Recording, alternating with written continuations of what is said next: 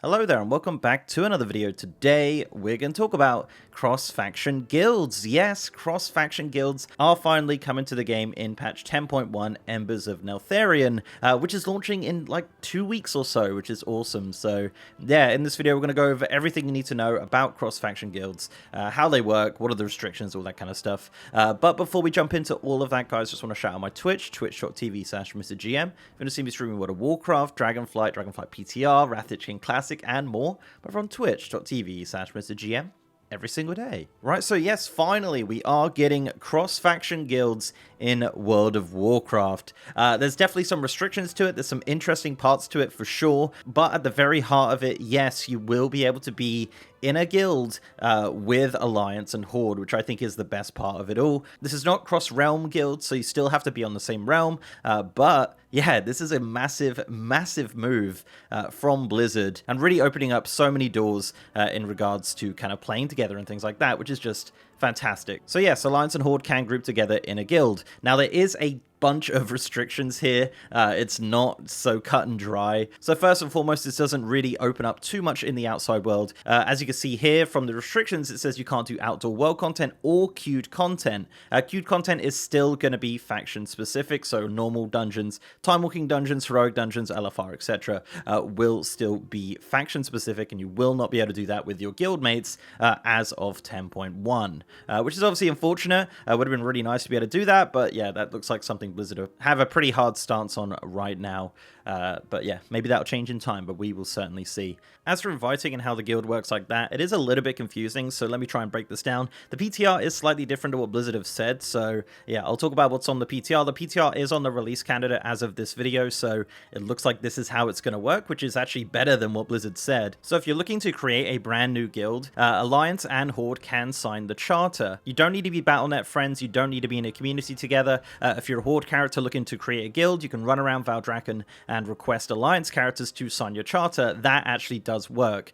So once that guild's created, obviously it'll be a cross-faction guild with Alliance and Horde inside it. Now once the guild is created, the guild is based off of the leader's faction. So if the leader is a Horde, it'll be a Horde guild. And that Horde guild leader can list it on the guild finder, and that will only come up for Horde characters if they want to join this guild. Alliance would not be able to find the guild. However, what I tested was putting a Alliance character as an officer in the guild and listing the guild through that, and that actually worked. This made my test guild come up on the guild finder for the Alliance and the Horde simply by having an Alliance officer in the Horde guild, and that seemed to work fine. Also, it seems like you can just randomly invite people cross-faction, so if you're a Horde officer or guild leader, you can just walk up to Alliance players and invite them randomly, which is actually a little bit contradictory to what Blizzard said. Blizzard did say that you will have to be in a community with them or a Battle.net friend, so could be a bug, could be intended, not really sure what's going on with that. Another thing that's a little bit contradictory to what Blizzard have said versus what's on the PTR is regarding the guild achievements and the items on the vendor for the guild.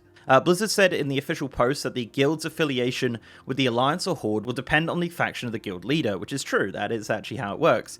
But it goes on to say that the guild achievements and vendors will still reflect the guild's primary faction. So, as mentioned, this is an Alliance character, this is obviously the guild vendor, so these are Alliance items, so I can actually purchase the Reigns of the Golden King, which is an Alliance-only mount, which is really interesting. So I don't know if that's just something to do with my character specifically, but it looks like that is something that is not quite correct as of Blizzard's blue post. As it said, it would reflect the guild leader's faction. So in theory, there should be Horde stuff here, and I shouldn't be able to buy it as an Alliance character. But this is really nice, actually. If this is the case, if this is how it actually works, that's fine, because then you can still get the Alliance perks and things like that, even if you are in a Horde guild, which is really cool. So as for achievements, this is really interesting as well. So guild achievements are not really anything too important anyway, so it doesn't really matter. It's kind of inconsequential at the end of the day. But as an Alliance member in a Horde guild, you can actually see that there is Alliance achievements, and there is actually some credit towards these Alliance achievements in a Horde guild. Presumably on a Horde character in this guild, these achievements would not come up, they would be the Horde equivalent. I don't know if it will total all of the guild achievement points, so, you know, if you got classy humans on one character on the Alliance side, but also got classy orcs, would that count towards both? Would you get 20 achievement points in total? Again, guild achievements very inconsequential, not really a thing that's, you know, too focused on in the game, so it doesn't really matter, to be honest. But yeah, it is interesting that I do see all of the Alliance achievements here instead of the Horde ones. But yeah, as said, if I'm in the same guild on a Horde, I will see the kind of Human Slayer achievement or the Gnome Slayer achievement and things like that instead of these ones here. So yeah, a really interesting part that I'm a little bit confused about, but again, inconsequential. Guild achievements don't really matter. One thing you can do in a cross-faction guild is use the guild bank cross-faction. So yes, Horde and Alliance will both be able to use the exact same guild bank. That does also include guild repairs as well, which is really nice. So basically you will get all of the perks of the guild from that. Also, of course, there is guild chat. Guild chat's going to be Horde and Alliance, as you can see, people talking here between the Horde and Alliance. But as for the UI, there's not really many changes apart from the fact that it just says Horde when you hover over it, as you can see.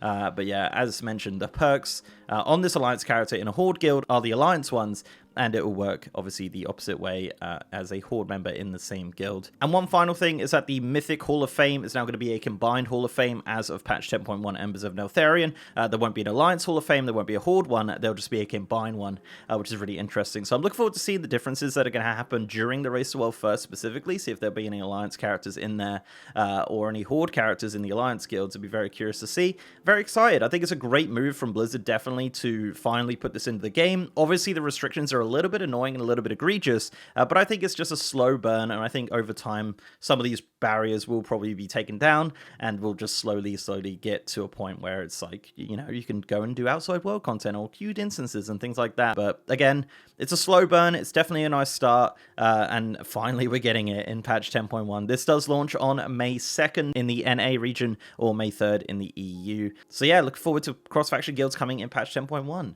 So thank you very much for watching, guys. That is everything you need to know about Cross-Faction Guilds. Let me know down below what you think of Cross-Faction Guilds. Are you excited? Are you going to be joining one? What's going to be happening with you? I want to know. I'm definitely going to be joining some Horde guilds. I have a lot of Horde friends, so I probably will be joining some of those guilds. But yeah, we'll see what happens. But guys, thank you very much for watching. If you like this video, please do leave a like on it and subscribe to the channel if you haven't already. If you want to support me outside of YouTube, I also have a Patreon, and I'm on Twitter at MrGMYT. And I have a Discord channel as well. And as mentioned, I am streaming on twitch.tv/MrGM. If you want to see me stream World of Warcraft, Dragonflight, Dragonflight PTR, Wrath Teaching Classic, any sort of World of Warcraft, we're over on twitch.tv/MrGM every single day. And with that, guys, I'll see you next time.